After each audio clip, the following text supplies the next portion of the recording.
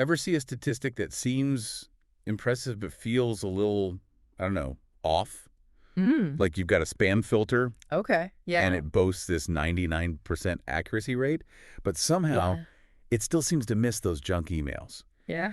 We're doing a deep dive today into a fascinating paper by Gurl Kenbeck Okay. that really exposes this hidden flaw in how we tend to measure Yeah. success, especially in the world of binary classification. Right. Right. And it's called the accuracy barrier, Mm-hmm. or ACCBAR. Okay. And it might just change the way you look at data forever. What's so interesting about Canbeck's work Yeah. is that he's highlighting a problem that I think most of us probably haven't even considered before, right? We kind of take it for granted when Yeah. we see a metric like accuracy. We assume that that's telling us the whole story. Right, we just look at the number and that's it. Exactly. Yeah. But we don't always dig deeper and understand the context, right? So it's not enough to just look at the number, we have to go deeper. Exactly. Think of it like this. Okay. Imagine a rare disease Right. that only affects, say, 1% of the population. 1%, okay. A test that always says negative would still have a 99% accuracy rate, Practically, yeah. but it would be completely useless Yeah. for actually identifying the people who need help. Yeah, that makes sense. Right. Okay, so how does this accuracy barrier, this ACCBR, how does that fit into this? So ACCBR is like a warning sign, right, for when those impressive accuracy numbers might be misleading. It essentially calculates how close a classifier's performance is to just always guessing the most common outcome. Oh, so like in the example with the disease, Exactly. Like, it's always just defaulting to negative. It's like our flawed disease test. Okay, so if the classifier is basically just echoing the majority, Yeah, ACCBR is sort of waving a red flag and saying, Yeah. hold on a second. precisely. Look a little deeper here. Yeah, and Canbeck even went a step further and developed these 5 different categories for ACCBR. Okay. Over, close, very close, hit, and under, to kind of give you a clearer picture of how reliable an accuracy score really is. Almost like a rating system for data. That's clever. Yeah. So instead of just having a single number, Right. you've got these categories now. Exactly. But did Canbeck just kind of come up with this idea? Or did he actually test it out? So he didn't just stop at theory. Okay. Good. He actually put it to the test. Okay. He used ACCBAR to analyze 28 research papers Okay.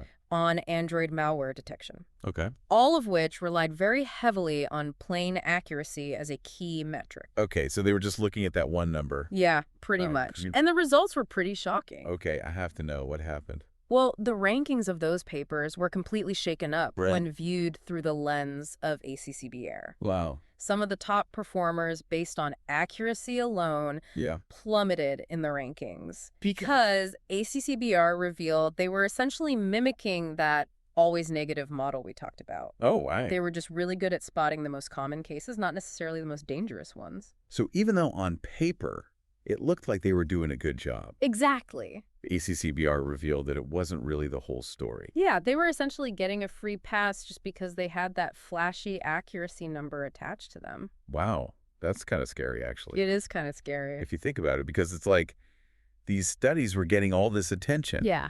Just because they had a good marketing campaign, so to speak. Yeah, and meanwhile, you've got these other studies that were potentially doing something a lot more effective. Yeah.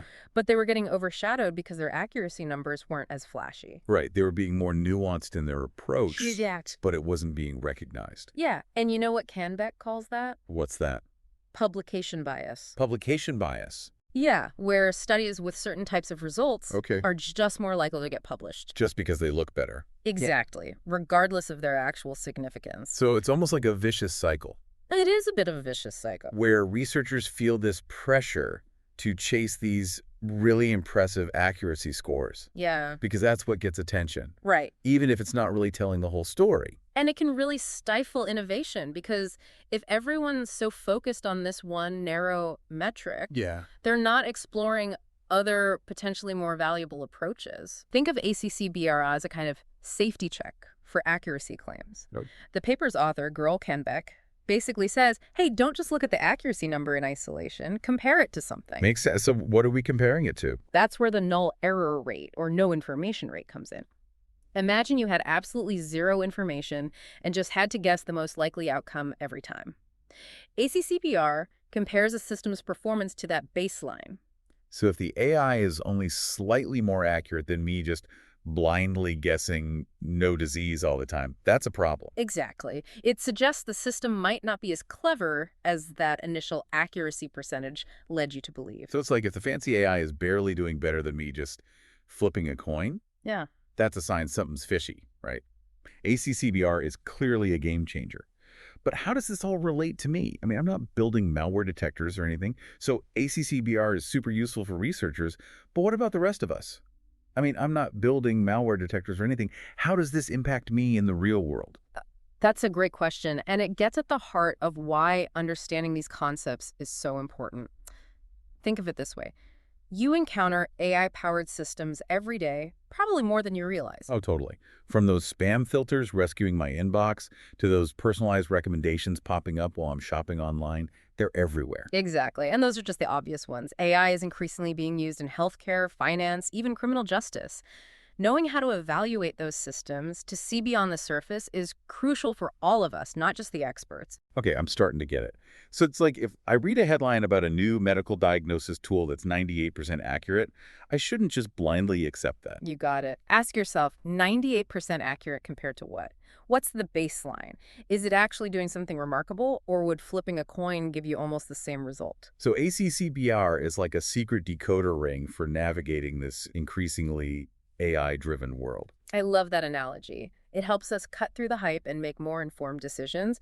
Because here's the thing, while this paper focused on mobile malware detection, the lessons apply broadly. So whether I'm reading about self-driving cars or the latest facial recognition software, the same principles apply. Absolutely. Don't be afraid to ask those tough questions to dig a little deeper. And hey, Yeah. something seems too good to be true, it probably is. That's advice we can all use, no matter what the algorithm throws our way. Thanks for taking this deep dive with me, and with you, of course. It's like we had our own little accuracy boosting session today, wouldn't you say? I'd say so. Remember, knowledge is power, especially in the age of AI. Couldn't agree more. And on that note, we'll leave you with this thought: what other areas of your life might benefit from a little ACCBAR-inspired scrutiny? Think about it, and we'll catch you in the next deep dive.